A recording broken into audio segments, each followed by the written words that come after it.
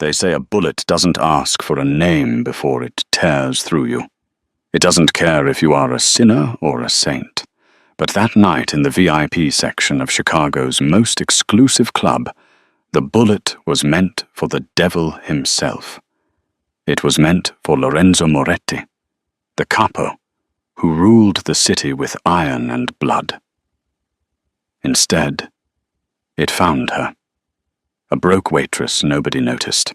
A woman who had every reason to run, but chose to dive in front of a loaded gun. Why?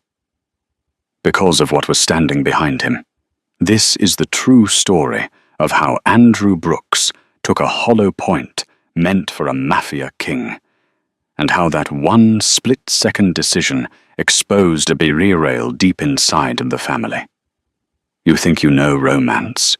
You think you know loyalty. Wait until you hear the truth about the angel of the underworld. The rain in Chicago didn't wash things clean. It just made the grime slicker. It was a Thursday night in late October, the kind of bone-deep cold that bypassed skin and settled directly into the marrow. Andrew Brooks adjusted the collar of her cheap polyester coat as she hurried down West Randolph Street. She was late. Again.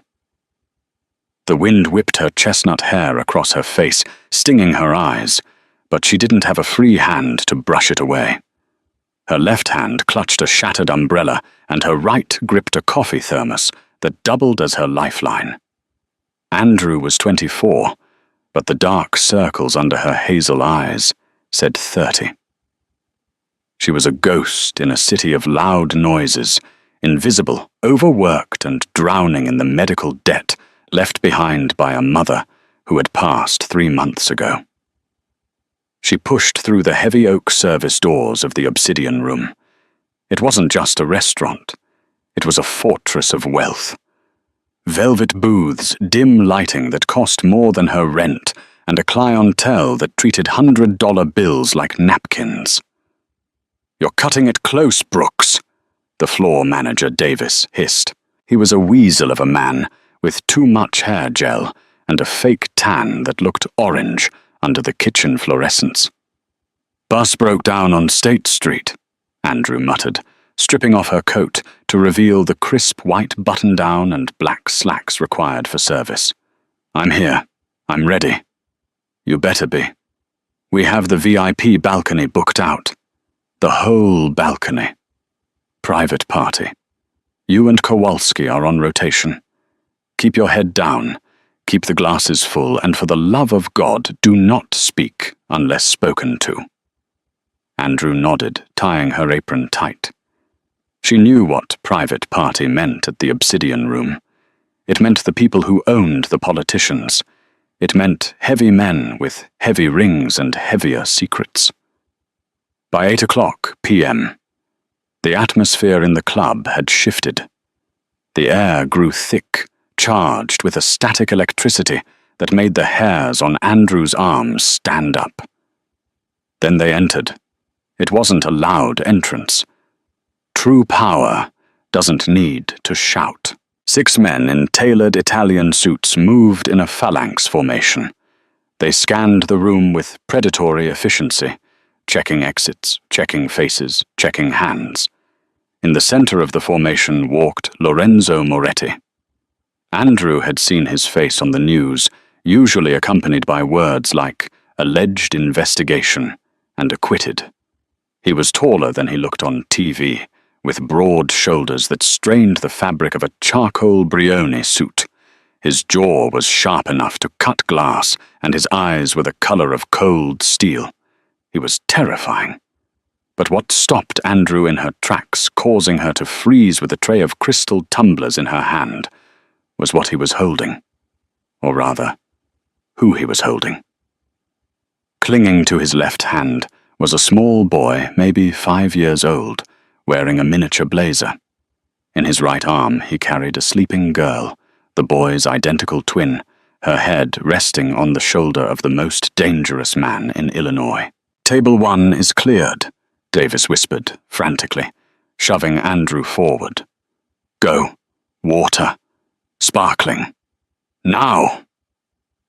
Andrew moved on autopilot. She ascended the spiral stairs to the VIP balcony.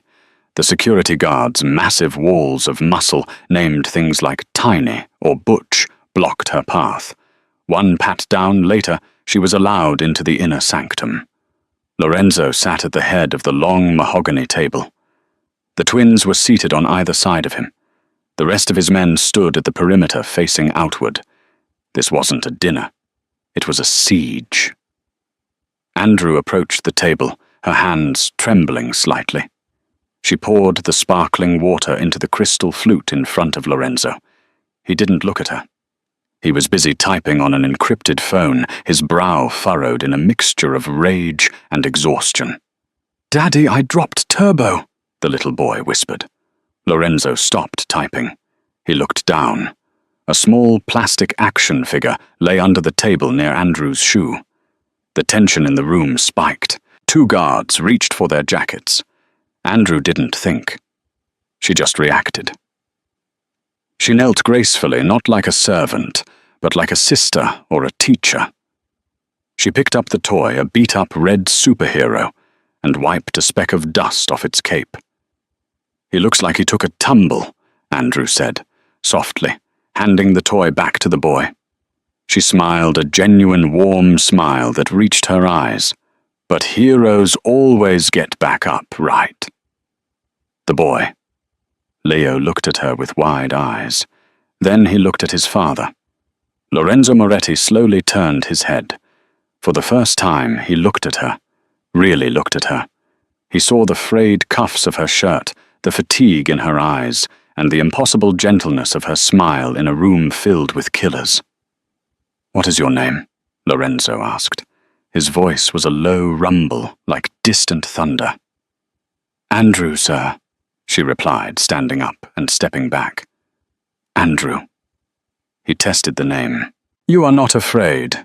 I'm afraid of spilling this water on a $5,000 suit, sir," she deflected.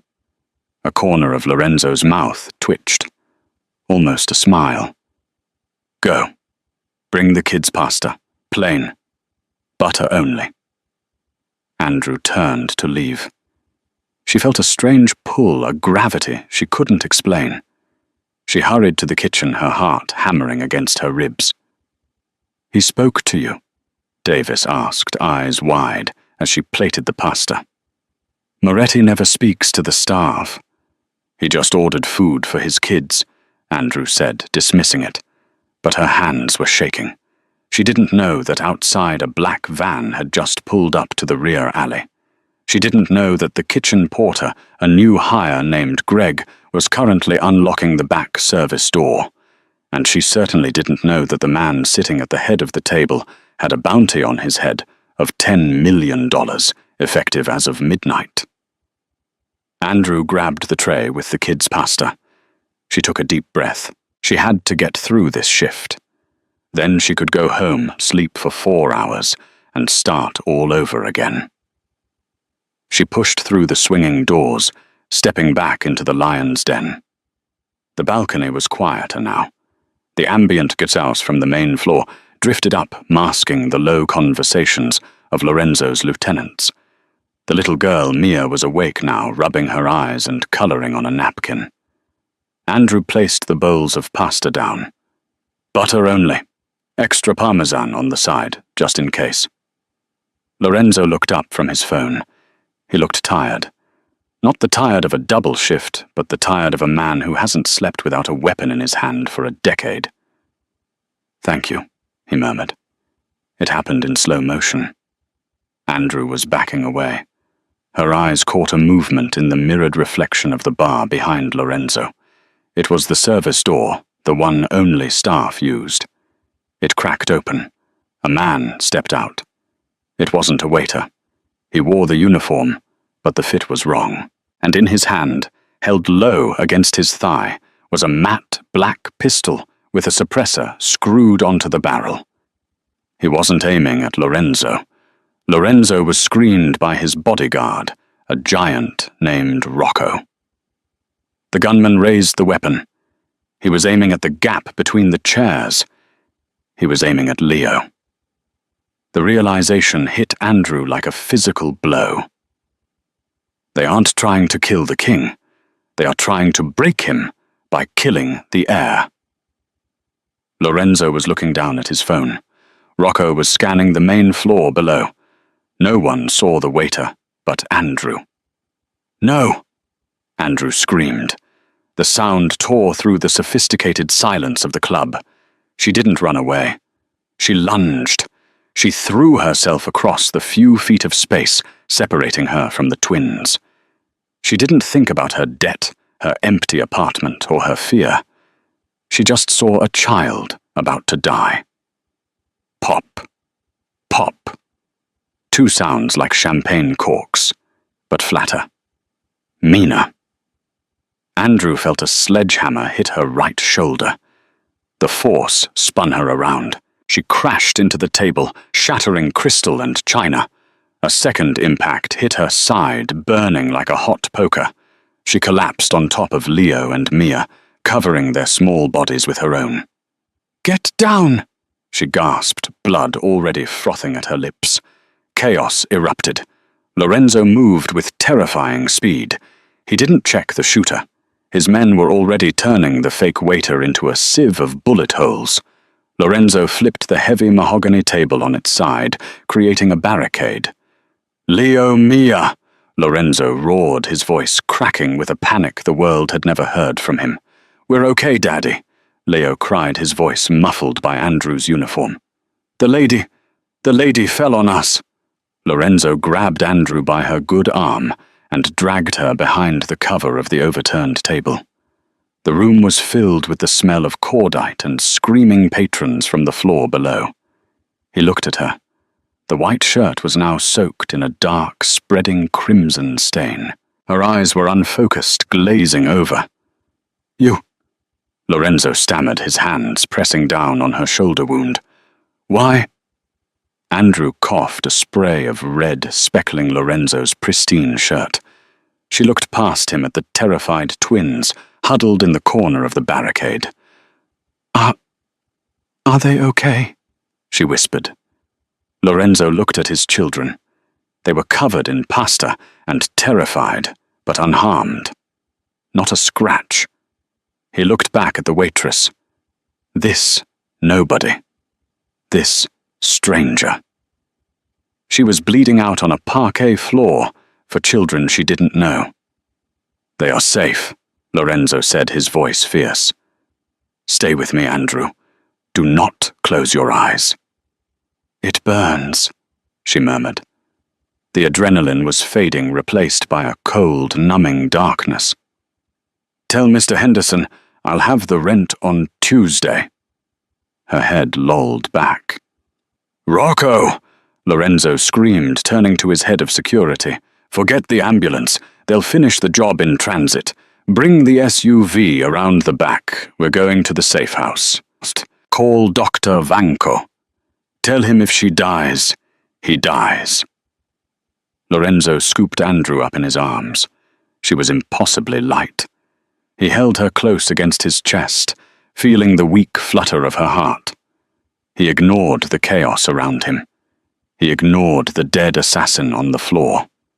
He marched down the back stairs, his face a mask of cold fury. He had expected betrayal tonight. He had expected violence, but he hadn't expected this. He looked down at the woman in his arms. Her blood was soaking into his skin, binding them together in a way no contract or oath ever could. He didn't know who she was, not really. But as he kicked open the back doors into the pouring rain, Lorenzo Moretti knew one thing for certain. He was going to burn the city to the ground to find who did this. And if this woman survived, she was never going back to waiting tables. "Drive," he barked at the driver, jumping into the back of the armored Cadillac Escalade, still cradling Andrew like she was the most precious thing in his empire. "Drive like the devil is chasing us." The engine roared, tires screeching on the wet asphalt. As the car sped away into the Chicago night, Andrew's hand went limp slipping from her stomach to hang lifelessly off the seat. Lorenzo grabbed her hand and squeezed it tight. "Not today, Angel," he whispered. "You don't get to die today." Pain was the first thing Andrew knew. It wasn't a sharp pain anymore. It was a heavy, dull throb that pulsed in time with the beeping of a machine somewhere to her left. She tried to open her eyes, but her eyelids felt like they were weighted with lead. The smell hit her next antiseptic, mixed with the faint, expensive scent of leather and sandalwood. This wasn't a hospital. Hospitals smelled like bleach and despair. This smelled like money. "She's stabilizing," a gravelly voice said. "The bullet in the shoulder passed through clean. The one in the side, that was messy. Nicked the liver. I stitched it, but she needs rest, Lorenzo. Serious rest." "Will she live, Vanko?" "She's tough. Malnourished, stressed, but tough. Yeah, she'll live, unless you scare her to death." Andrew forced her eyes open. The light was dim coming from a recessed chandelier in the ceiling. She wasn't in a ward. She was in a bedroom that was larger than her entire apartment. The walls were panelled in dark wood, and she was lying in a bed with sheets that felt like spun silk. She tried to sit up, but a gasp of agony tore from her throat. "Don't," the voice commanded. Lorenzo Moretti stepped out of the shadows. He had shed his ruined jacket. His white shirt was unbuttoned at the collar, the sleeves rolled up to reveal forearms corded with muscle and inked with faint, faded scars. He looked exhausted, but his eyes were alert, predatory. He walked to the side of the bed. He didn't look like a worried father anymore. He looked like the capo of Chicago. "Water," Andrew croaked. Lorenzo poured a glass from a crystal pitcher on the nightstand. He held it to her lips, tilting it gently. For a man who killed people for a living, his hands were surprisingly steady. Where am I?" she whispered, the water soothing her parched throat. "My home," Lorenzo said. "Or one of them. The one where people don't find us." Andrew's memories came rushing back. The club, the gun, the twins, the kids. She panicked, ignoring the pain, to try and sit up again. The boy, Leo, and Mia. Lorenzo placed a hand on her uninjured shoulder, pushing her back down. His touch was firm, leaving no room for argument. "They are sleeping, safe, because of you." He pulled a chair close to the bed and sat down, leaning forward, his elbows on his knees. He studied her face intensely, as if trying to solve a complex equation. "Now tell me the truth, Andrew," he said, his voice dropping an octave. "Who sent you?" Andrew blinked, confused. "What?" "The waiter who shot you," Lorenzo said, calmly. "He was a pro. Cartel-trained, maybe former Spetsnaz. He got into my club past my security, and you, a waitress who can't pay her rent, just happened to be standing there, just happened to react faster than my head of security." He leaned in closer, his eyes narrowing. "Nobody is that selfless, Andrew. Not in my world. Did the Romano send you? Was this a setup, a save-the-kids routine to get you inside my house?" Andrew stared at him. The drugs in her system made her woozy, but the accusation cut through the fog like a knife.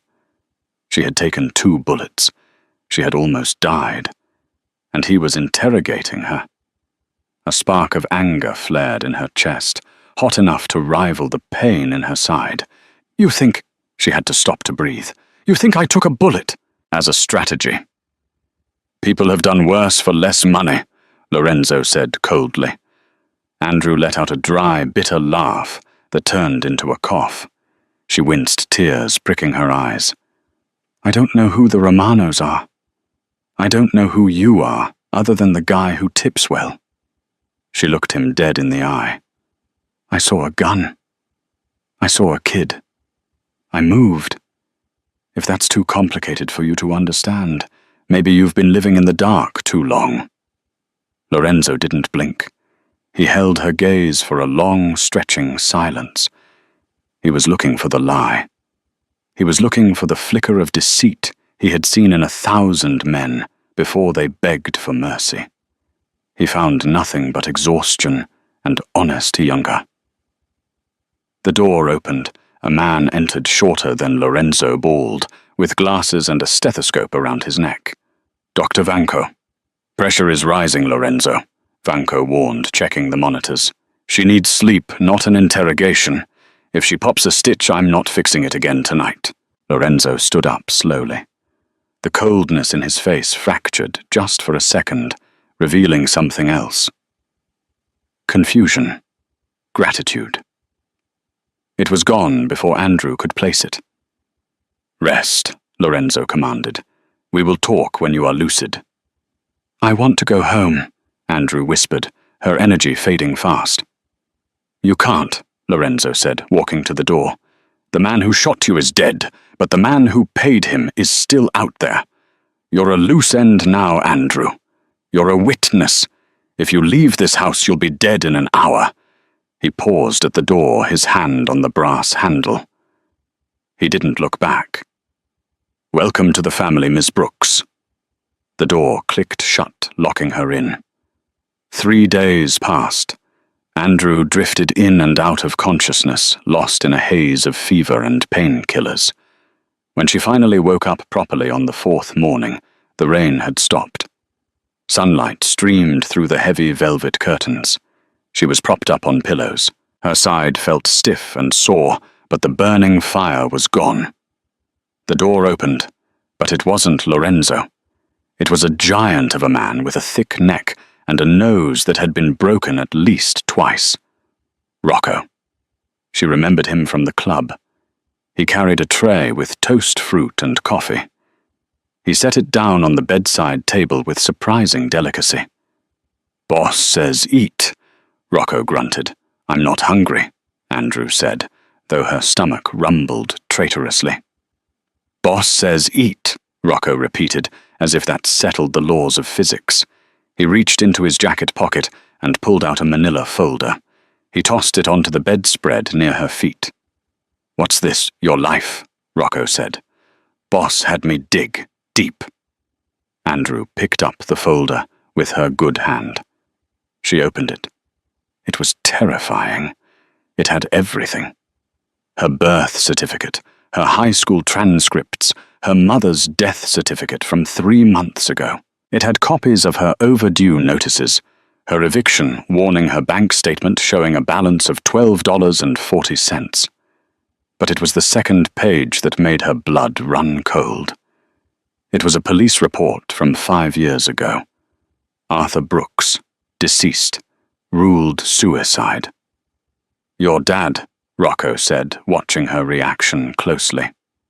Baker. Had a shop on 4th Street. Nice place. Borrowed 50 grand from a loan shark to expand the kitchen. Couldn't pay the vig. 2 weeks later, he jumps off a bridge. Andrew slammed the folder shut. Her hands were shaking not from weakness, but from rage. Get out, she hissed. The shark who squeezed him. Rocco continued, ignoring her. His name was Joey the Knuckles Gambino, low-level enforcer. I said get out, Andrew yelled, throwing the folder at him. Papers scattered across the floor. Gambino worked for the Romanos. Rocco said, his voice level. Not us, not Moretti. Andrew froze. She looked at the giant man. It's all the same, she spat. You wear suits, you carry guns, and you ruin people who are just trying to survive. You think I care which family it was? You're all monsters. The door opened again. This time, Lorenzo stood there. He had heard. Rocco looked at his boss, gave a small nod, and bent down to pick up the papers. She's clean, boss. She hates us. But she's clean. Lorenzo walked into the room. He was dressed immaculately in a navy suit, looking like he was about to merge a corporation, not order a hit. He waited until Rocco left the room. "I'm sorry about your father," Lorenzo said. It wasn't an apology for the act, but an acknowledgement of the loss. "Don't pretend you care." Andrew turned her head away, looking out the window. "I saved your kids because they are innocent, not because I like you. As soon as I can walk, I'm leaving." "You can't leave," Lorenzo said, stepping closer to the bed. "The word is out on the street. They are calling you the Angel of the Obsidian, or the woman who took a bullet for the Moretti heirs. To my enemies, that makes you a target. To my friends, that makes you a curiosity. I didn't ask for this." "No, you didn't.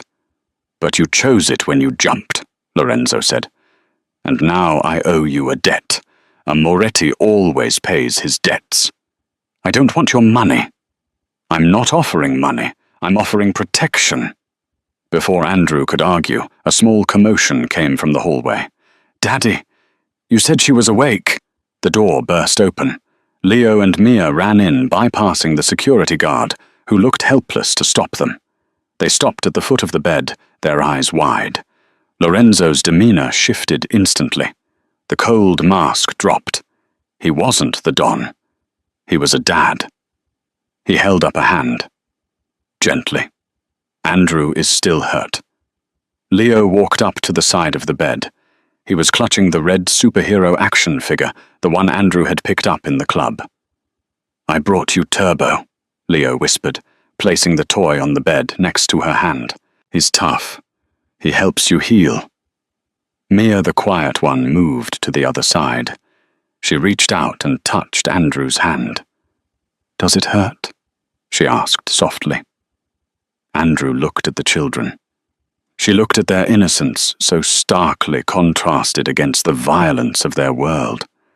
Her anger at Lorenzo, at the mob, at the unfairness of her life, didn't disappear, but it softened. She smiled, weak but genuine. "Only a little bit, sweetie. Turbo is helping already." Lorenzo watched from the foot of the bed. He saw the way Andrew looked at his children. It wasn't the fawning look of someone trying to gain favor. It was pure protective instinct. For 5 years since his wife died in childbirth, Lorenzo had felt nothing but cold duty. He loved his children, but his heart had been a fortress of ice. Watching this waitress, this woman who hated what he was, smile at his son, he felt a crack in the ice. "Okay. You've seen her," Lorenzo said gently. "Now go with Rocco. Andrew needs to sleep." "Can we come back tomorrow?" Leo asked. Lorenzo looked at Andrew. He was asking for permission. Andrew looked at the stern, dangerous man, and then at the hopeful boy. "Yeah," she said softly. "You can come back." The kids scampered out. The room fell silent again. "My father," Andrew said, her voice hard again, "was a good man. He didn't deserve to die scared." "No," Lorenzo agreed. "He didn't." "If I stay here," Andrew said, "I have conditions. I'm not your prisoner, and I'm not your servant. Name them. I want my debts paid. Not by you, I want to earn it. I want a job. A real job. Not waiting tables." Lorenzo raised an eyebrow. "You want to work for me?" "I want to work near you, so I know when to duck," she countered, "and I want access to a phone. I have a life." "Done," Lorenzo said. "But you stay inside the gates until I find the leak." "The leak?" Lorenzo's face darkened. The shadow returned. "Someone told the shooter exactly where we would be. Someone told them about the private party. That information never left my inner circle." He walked to the window, looking out at the sprawling grounds of his estate, patrolled by armed guards. "The traitor is close, Andrew, and until I find him, you are the only person in this house I know, for a fact, isn't trying to kill me. He turned back to her. Rest now. Tomorrow, we go to war. Downstairs in the library, a phone buzzed. Stefano Lorenzo's second-in-command and his late wife's brother picked it up. He swirled a glass of scotch looking at the security monitor that showed Lorenzo leaving Andrew's room. She's alive, Stefano whispered into the phone. The plan failed. A distorted voice on the other end crackled. Then fix it. Moretti is distracted by the girl. Use that. Finish them both. Stefano hung up. He looked at the screen at the image of the woman who had ruined everything. An angel, he sneered. Let's see if angels can fly. November turned into December, bringing a biting frost to the Moretti estate. For Andrew, the transition from hospital bed to household fixture was gradual, confusing, and fraught with tension. She wasn't a guest, but she wasn't staff. She was something in between, a variable Lorenzo couldn't solve, and a presence the twins wouldn't let go of. True to his word, Lorenzo gave her a job. He didn't put her on the front lines, obviously. He put her in the library with a laptop and a stack of sanitized ledgers from his legitimate businesses, construction firms, waste management, shipping logistics. Find the fat, he had told her. My accountants are lazy. You ran a bakery on a shoestring budget. You know how to squeeze a penny. It was a test. Andrew knew it. But she threw herself into it, because it kept her mind off the fact that there were armed men patrolling the garden below her window. It was late on a Tuesday. The house was quiet. Andrew was in the library, surrounded by spreadsheets. You're still up. She jumped. Lorenzo stood in the doorway. He had just returned from the city. He smelled of cold air, cigar smoke, and expensive scotch. He loosened his tie, walking over to the desk. I found a discrepancy, Andrew said, rubbing her temples. She turned the laptop screen toward him. In the supply chain for the waterfront project, you're paying for Grade A steel, but the invoices from the transport company match the weight of Grade C. Someone is skimming the difference and pocketing about 40 grand a month. Lorenzo leaned in his hand, resting on the back of her chair. The heat radiating from him was distracting. He scanned the numbers. His jaw tightened. That transport company is run by a cousin of mine, he muttered. Idiot. He looked down at Andrew. You have a good eye, Ms. Brooks. I hate thieves, she said simply. Rich or poor? Lorenzo chuckled, a low rumble that seemed to vibrate in her chest. Then you are in the wrong house, Andrew. We are all thieves here. You're honest about it, at least, she countered. He walked around the desk and poured 2 glasses of brandy from a crystal decanter. He handed one to her. Drink. You look like you're about to collapse. Andrew took the glass. I'm fine. The stitches are out. I wasn't talking about the stitches. Lorenzo sat on the edge of the heavy oak desk, crossing his ankles. He looked at her over the rim of his glass. Leo asked me today if you were going to be his new mummy. Andrew choked on her brandy. She coughed, her face flushing crimson. He's just a child. He's confused. Is he? Lorenzo's eyes were intense, stripping away her defenses. You read to them every night. You fix their toys. You yell at Rocco when he swears in front of them. You act more like a mother than their own mother ever did. Andrew set her glass down. That's not fair to her. She's gone. She was beautiful, Lorenzo said, his voice devoid of emotion. But she loved the lifestyle more than the life. She loved being Mrs. Moretti. She didn't love the messy parts, the danger, the children. He took a long sip. You faced a gun for them. You barely knew their names. I did what anyone would do. No, Lorenzo said softly. He reached out his rough thumb, tracing the line of her jaw. The touch sent a jolt of electricity straight to Andrew's toes. Most people run. You stayed. For a moment, the air between them was so thick it was hard to breathe. Andrew looked up at him, seeing the loneliness behind the power. He was a king, but he was alone on his throne. She felt a magnetic pull, a dangerous desire to lean into his hand. "Lorenzo," she whispered. The moment was shattered by the sound of the door opening. Stefano walked in, smiling. The smile didn't reach his eyes, interrupting. Stefano asked, his gaze flicking between Lorenzo's hand and Andrew's face. Lorenzo pulled his hand back instantly, his mask of indifference sliding back into place. "Just reviewing the accounts. Andrew found a leak in the transport division." "Did she?" Stefano walked over, picking up the laptop. "Clever girl. Very clever." He looked at Andrew, and for a second, she saw something reptilian in his gaze. A flash of pure malice. "I'll handle the cousin," Stefano said to Lorenzo. "You should sleep. The gala is in 2 days. You need to be sharp." "The gala?"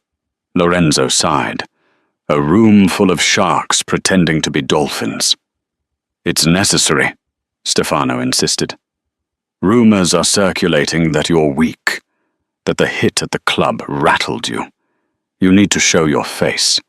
And—" Stefano paused, looking at Andrew. "You should take her." "What?" Andrew and Lorenzo said in unison. "Think about it." Stefano smoothed his silk tie.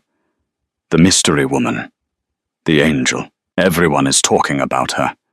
If you bring her on your arm, it shows you have claimed her. It shows you aren't afraid.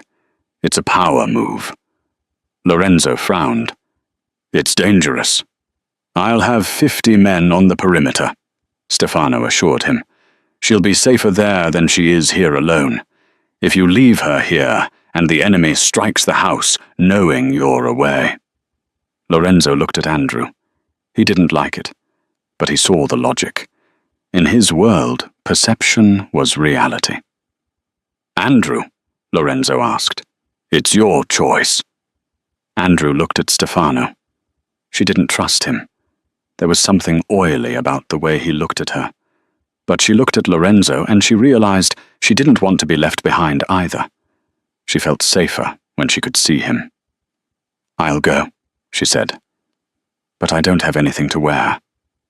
Stefano smiled, a predator showing teeth. "Leave that to me."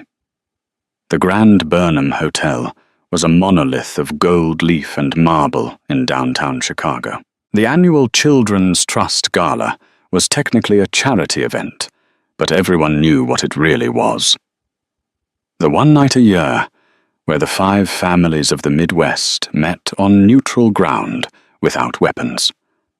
Or at least without visible weapons. Andrew stood in front of the full-length mirror in the hotel suite, staring at a stranger. The dress Stefano had sent was breathtaking. It was a deep blood-red velvet that hugged every curve of her body before cascading to the floor in a dramatic train. It was off the shoulder, exposing the faint healing scar near her collarbone. "You look—" Lorenzo's voice trailed off as he walked out of the bedroom. He stopped. Lorenzo was wearing a tuxedo that fit him like a second skin. He looked devastatingly handsome, but his eyes were glued to Andrew. "You look dangerous." He finished walking toward her. He reached into his pocket and pulled out a velvet box. Inside was a diamond necklace, a simple solitaire that probably cost more than Andrew's entire life earnings.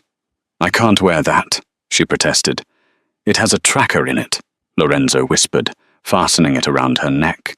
His fingers lingered on her skin. "If we get separated, press the stone. Rocco will find you." He turned her around to face the mirror, his hands on her waist. They looked like a power couple, a king and his queen. "Stay by my side," Lorenzo commanded. "Do not talk to anyone about the business. Smile. Drink the champagne, but don't get it drunk."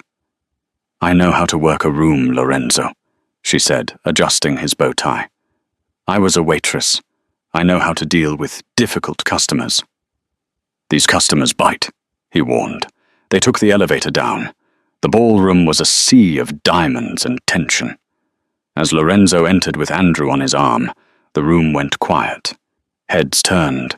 Whispers started. "That's her. The waitress. She doesn't look like a waitress." Lorenzo guided her through the crowd, his grip on her arm firm and possessive. He introduced her simply as Andrew. No last name. No explanation. It drove them crazy. An hour passed. Andrew was doing well. She charmed a judge, deflected a question from a nosy reporter, and managed to avoid spilling anything on her $3,000 dress. Then Stefano appeared. "Lorenzo," he said, breathless. "There's a problem with the Don of the Detroit faction. He's demanding a sit-down. Now. In the penthouse." Lorenzo stiffened. "Now it's a party. He says it's about the shooting at the club. He says he has the name of the broker." Lorenzo looked at Andrew. He was torn. "Go," Andrew said, touching his arm. "I'll be fine. I'll stay with Rocco." Lorenzo scanned the room. Rocco was standing by the bar, looking like a gargoyle. "5 minutes," Lorenzo told Stefano. "Watch her." Lorenzo disappeared into the crowd with Stefano. Andrew let out a breath she didn't know she was holding. She walked over to the bar, intending to stand next to Rocco. But as she approached, a waiter bumped into her, spilling a tray of drinks. "Oh God, I'm so sorry, miss," the waiter cried, creating a scene. Andrew stepped back to avoid the mess. In the confusion, a large group of laughing guests moved between her and the bar. When the crowd cleared, Rocco was gone. Panic flared in her chest. She reached up to press the diamond on her necklace. "I wouldn't do that, my dear." A hand gripped her elbow. It wasn't Lorenzo. It was a man she didn't recognize, older, with silver hair and a scar running through his eyebrow. But standing just behind him, looking smug, was Stefano. Andrew's blood ran cold. "Stefano, where is Lorenzo?" "Lorenzo is busy chasing ghosts," Stefano said smoothly. "I sent him to the penthouse. There is no meeting, just an empty room and a broken elevator." "Why?" Andrew demanded, trying to pull her arm free, but the silver-haired man's grip was like iron. "Because," Stefano whispered, leaning into her ear, "Lorenzo is weak. He let a woman distract him. He let emotions cloud his judgment. The family needs a strong leader, a leader who doesn't keep pets." The silver-haired man smiled. "Don Cavallo sends his regards." Stefano nodded to the man. "Take her out the back. Make it look like a kidnapping gone wrong. We'll blame the Detroit faction. Lorenzo will go to war. He'll get himself killed in the chaos. And I will pick up the pieces." "You traitor," Andrew hissed. "He trusts you. He's family. He's a relic," Stefano spat. "Move," the silver-haired man growled, jamming a hard object into Andrew's ribs. "A gun." They began to force her toward the kitchen service doors, the same exit waiters used. The irony wasn't lost on her.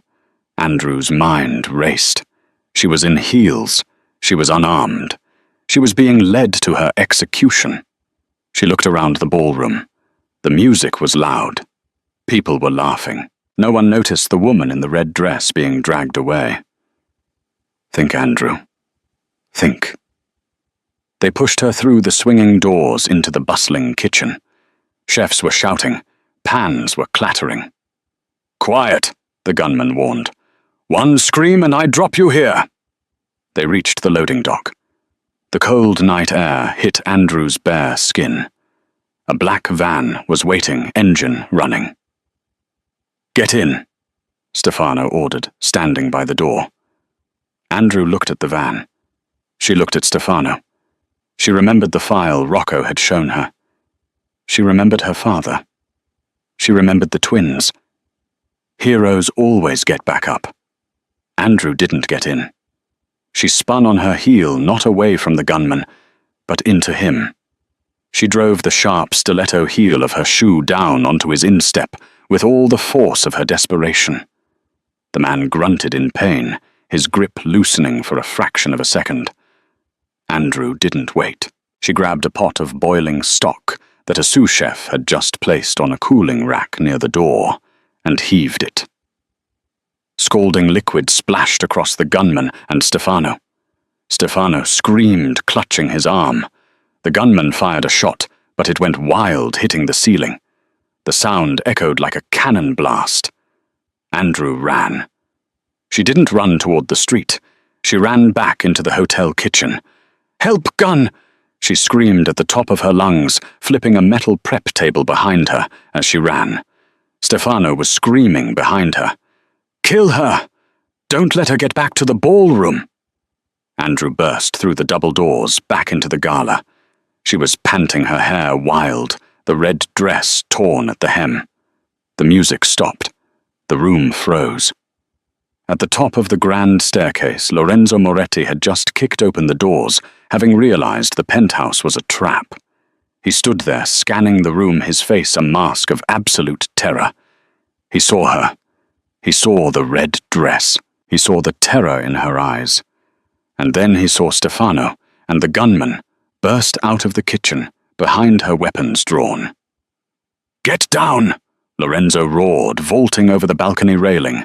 Andrew dropped to the floor, just as the ballroom erupted into a war zone.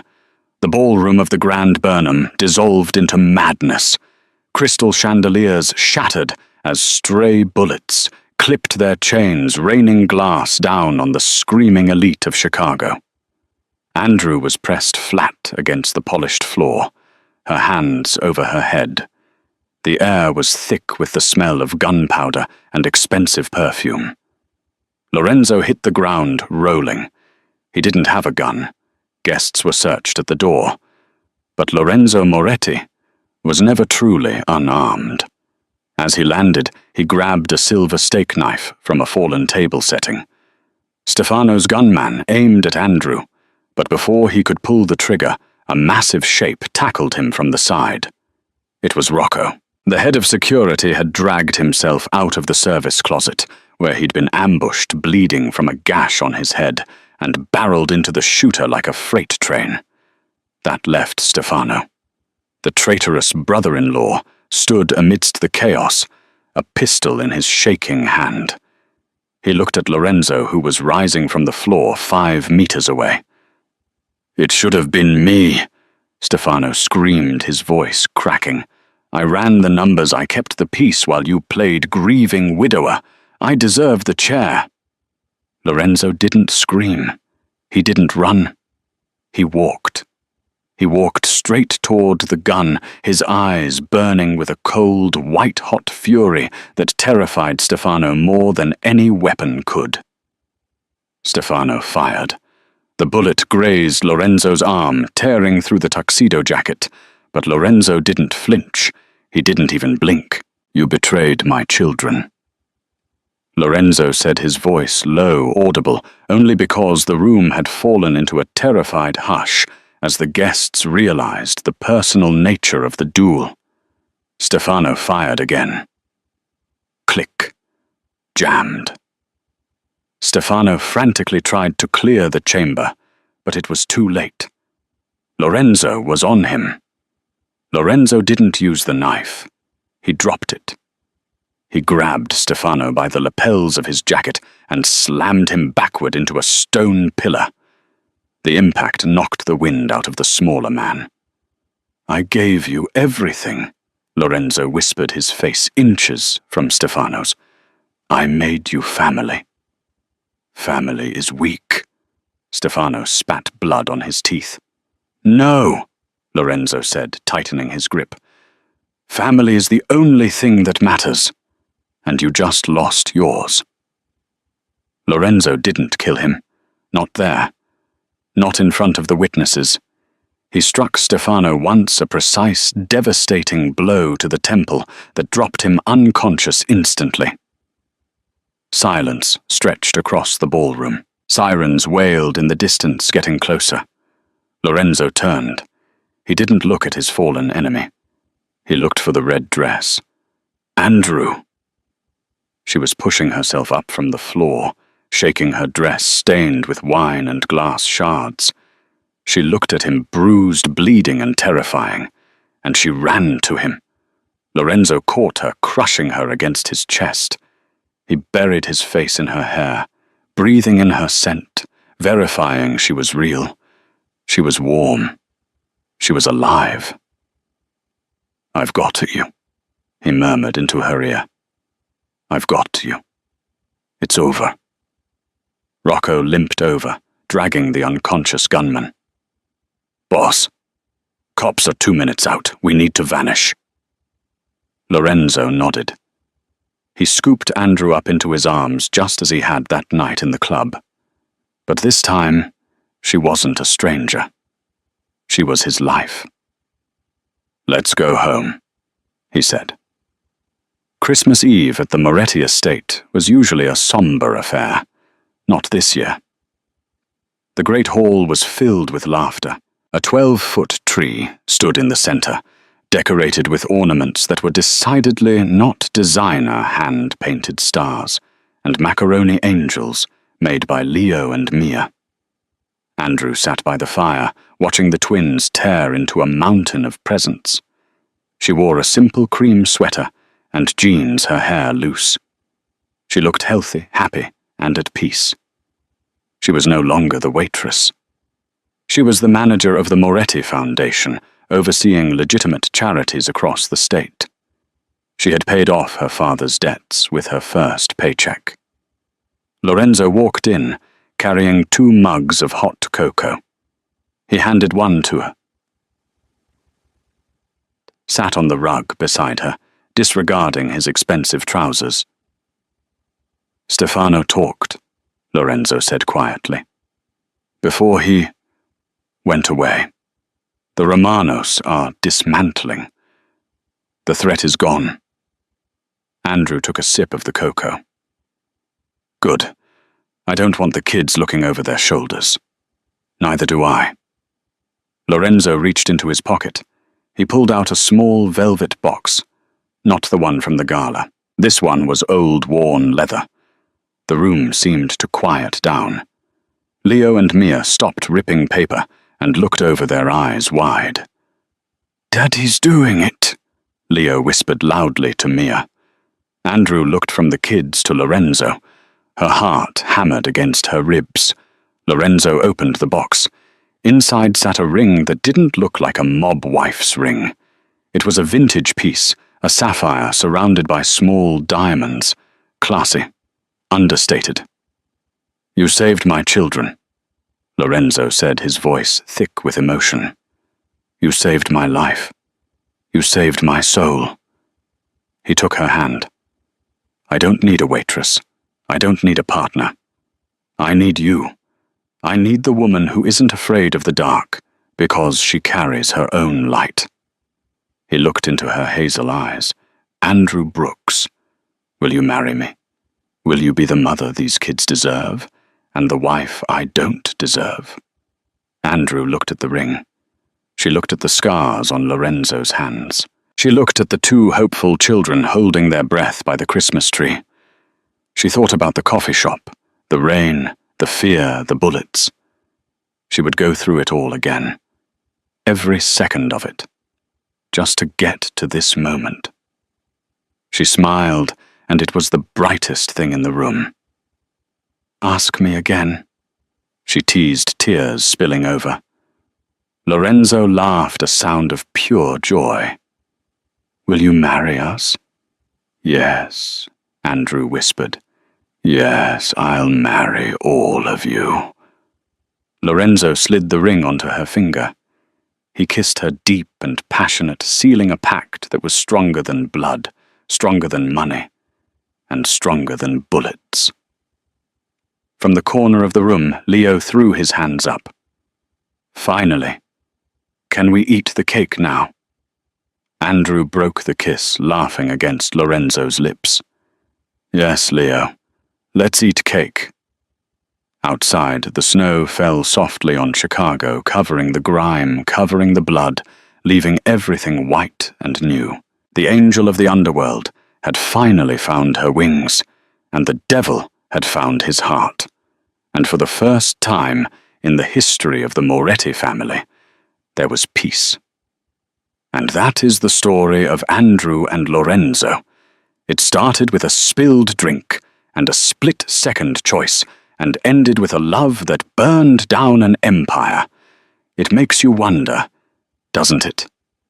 If you saw a gun pointed at a stranger, would you have the courage to jump? Or do we only find out who we really are when the trigger is pulled? If this story had you on the edge of your seat, do me a favor. Hit that like button. So we know you want more true crime romance dramas like this one. And if you haven't already, smash that subscribe button and turn on the notification bell. We release new stories every Tuesday and Friday, and trust me, the next one involves a runaway bride and a cartel pilot. You don't want to miss it. Thanks for listening, and remember, sometimes the most dangerous thing you can do is fall in love.